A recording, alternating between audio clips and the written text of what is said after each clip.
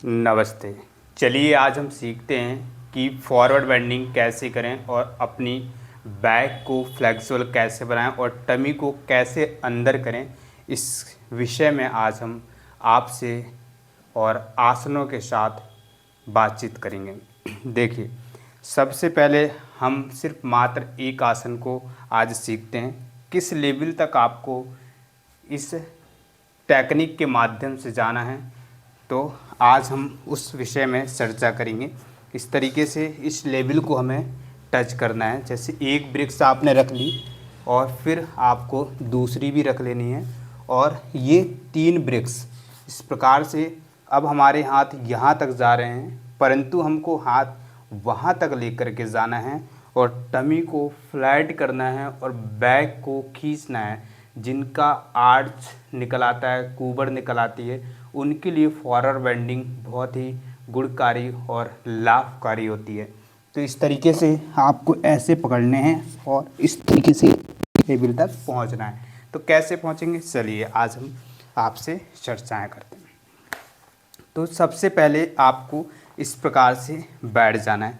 दोनों पैर सीधे रखेंगे और दोनों हाथ साइड्स में। यह दंडासन की अवस्था है, इसे हम दंडासन कहते हैं।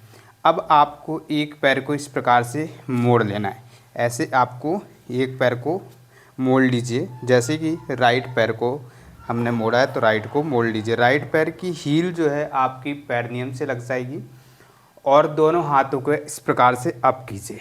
इस तरीके से अप एंड डाउन कीजिए। धीरे धीरे बॉडी को जैसे ही आप अप एंड डाउन करेंगे, पहले आप हो सकता है कुछ लोग एक पैर में भी, इस जानुशिरासन में भी इस तरीके से पैर को टच नहीं कर पाते हैं, इतनी ज़्यादा स्टिफनेस होती है।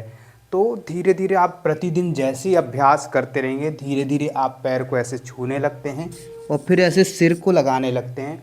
सिर को लगाने के बाद भी आपके साथ क्या होता है कि जैसे अगर सिर ऐसे लगने लगता है तो हम क्या कर रहे हैं कि हम ऐसे सिर को खींच करके, गर्दन को खींच करके और ऐसे उंगलियों को खींचते हुए ऐसे सिर को लगा देते हैं। ठीक है, बिगिनर के लिए बेस्ट है ये अवस्था। यहाँ तक वो पहुँच गए हैं, बहुत ही अच्छी बात है।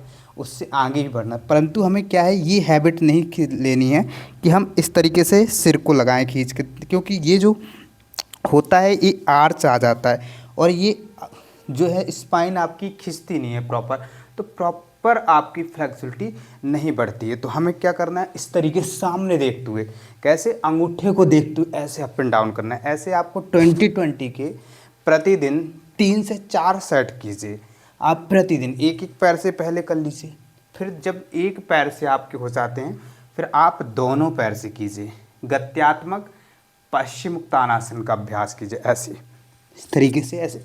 और ये नहीं आपको करना है, कई लोग क्या होते हैं फॉरवर्ड तो खींचते हैं लेकिन बैकवर्ड में कहाँ ये हाथ ले जाते हैं और यहीं से डाउन कर देते हैं। नहीं, आप फुल स्ट्रेट कीजिए ऐसे और फुल डाउन कीजिए, फुल स्ट्रेट और फुल डाउन ऐसे खींचते हुए। तभी तो आप पिछले हिस्से को, आप अपनी स्पाइन को ऐसे खींच करके आगे की ओर ला पाएंगे और अपनी फ्लेक्सिबिलिटी को से बढ़ा पाएंगे। यह जो पश्चिम उत्तानासन है, आपके पेट को कम करना और डायबिटीज़, मधुमेह को नियंत्रण करना, ये इसका सबसे गुणकारी लाभ है। यदि आप पश्चिम उत्तानासन करते हैं और आपकी थाई स्ट्रॉन्ग करता है, जिससे आपको घुटने के दर्द से भी यह बचाता है। इसके बहुत ही गुणकारी लाभ हैं, आप कीजिएगा, आपको लाभ धीरे धीरे समझ में आ जाएंगे। एक ही हफ्ते में आपको इतने लाभ इसके समझ में आएंगे कि आप कहेंगे कि हमने क्या सीख लिया है, क्योंकि इसके बहुत ही गुणकारी लाभ हैं। आपकी बैक खुल जाती है, फ्लेक्सिबिलिटी आ जाती है और आप में एक्टिविटी आ जाती है और आपका शरीर डिजनरेट सेल रीजनरेट्स होते हैं। तो फिर धीरे धीरे जब आप इस अवस्था में आते हैं तो आप पहले ये अंगूठे को ऐसे पकड़ लीजिए। अगर कोई अंगूठा नहीं पकड़ पा रहे हैं तो आप ऐसे अपनी काप्स को पकड़ लीजिए और फिर ये जो हाथ हैं इनको आगे की ओर ऐसे खींचिए, कोहनियाँ रखने का प्रयास कीजिए।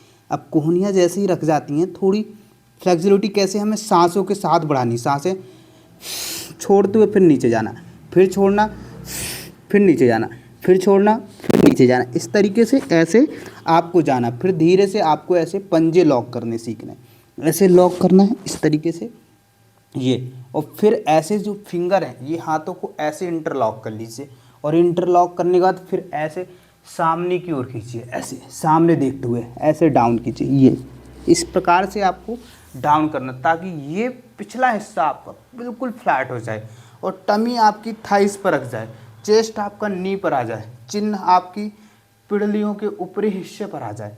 तब ये जा करके आपका ये यहाँ पर ऐसे ये पश्चिम उत्तानासन होता है। ठीक, इसे बोलते हैं पश्चिम उत्तान आसन। अब धीरे धीरे आपको ऐसी ब्रिक्स, अगर ब्रिक्स नहीं है तो आप ईंट का सहारा ले सकते हैं, है ना। आपके पास अगर ये फॉर्म की नहीं है तो कोई दिक्कत नहीं है, आप किसी का भी सहारा ले सकते हैं। तो इस तरीके से एक ब्रिक्स को रखते हैं, फिर एक ब्रिक्स से पहले प्रैक्टिस किया करें ऐसे इस तरीके से, ये एडवांस आसन सीखने के लिए। क्योंकि इससे जब ये फॉरवर्ड बेंडिंग आप सीखेंगे तब आगे जा कर के एडवांस फॉरवर्ड बेंडिंग आपकी मिलेगी और उसे आपको सीखना होगा यदि आसन आपको सही से करना है इस तरीके से। फिर धीरे से आप दूसरी भी रख लीजिए ऐसे, और धीरे से आप तीसरी भी रख लीजिए इस तरीके से। अब ये देखो हाथ और पैर का लेवल ये है, अब खींचना है 1 फीट और ऊपर है, आगे खींचना है।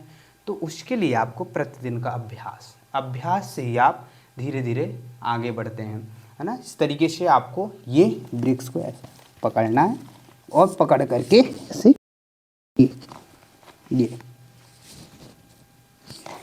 चौथी ब्रिक्स भी धीरे धीरे लेने का हम प्रयास करते हैं ना। तो इस प्रकार से आपको इस आसन का आपको अभ्यास करना है, प्रतिदिन के अभ्यास से आएगा, है ना। तो इस तरीके से आपको फॉरवर्ड बेंडिंग करनी है। फिर आपको यहाँ पर आना है से बटरफ्लाई, ये धीरे धीरे आपको, क्योंकि पैरों की भी फ्लेक्सिबिलिटी आपकी अच्छी होनी चाहिए, है ना। ये आपकी बटरफ्लाई, और फिर धीरे से आपको ये फॉरवर्ड ऐसे डाउन करना, ये इस तरीके से ऐसे। तो इससे आपकी ये जो इनर थाइस हैं यह ओपन हो जाती हैं, तो आपको जो आप आसन करते हैं उसमें काफ़ी लाभ मिलता है।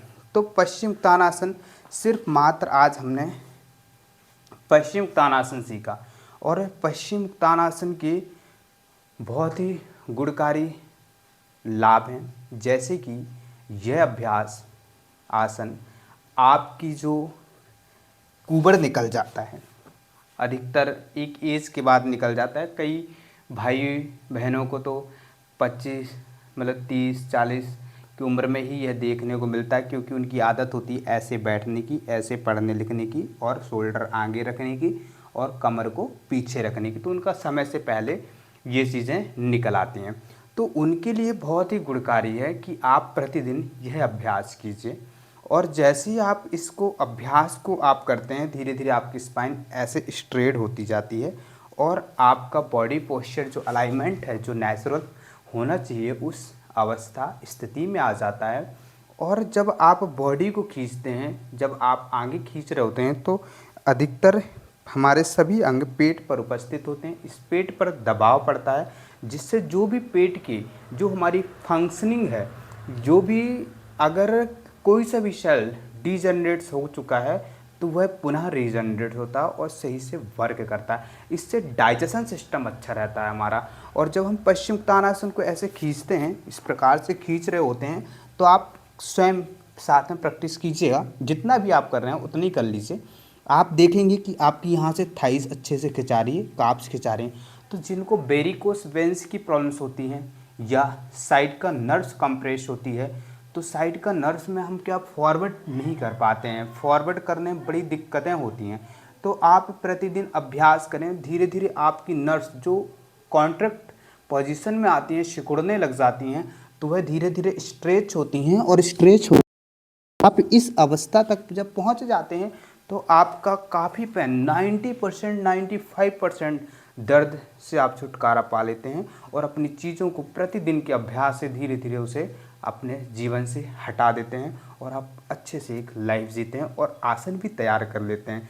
यह आसन पश्चिम उत्तानासन। तो आज हमने क्या सीखा? सिर्फ पश्चिम उत्तानासन, एक आसन। हम एक एक आसन को सिखाएंगे और ज़्यादा वेरिएशन नहीं इसमें करने।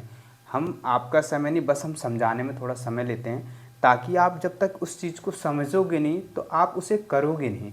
क्योंकि समझना बहुत ज़रूरी है कि यह हमारे शरीर में कार्य क्या करेगा। आपको एनाटॉमी के बारे में, ह्यूमन बॉडी के बारे में नॉलेज होना चाहिए कि किस प्रकार से यह कार्य करेगा और क्या इसके हमारे शरीर पर फायदे होंगे। दुष्प्रभाव इस आसन के ये हैं कि आपको जिनको कि सीवियर सिल्फिडिक्स की प्रॉब्लम्स है तो उन्हें नहीं करना है। सर्वाइकल है तो उनको गर्दन नीचे नहीं झुकाना, सामने, जैसा हमने बताया ना, सामने देखते हुए, आपको अंगूठा पैर का देखते हुए उस अवस्था में जा कर के आपको अभ्यास करना है। तो ऐसे जिन्हें ज़्यादा सीवियर प्रॉब्लम्स हैं तो उनको नहीं करनी है। बाकी सभी लोग इसका अभ्यास कीजिए और लाभ लीजिए। धन्यवाद।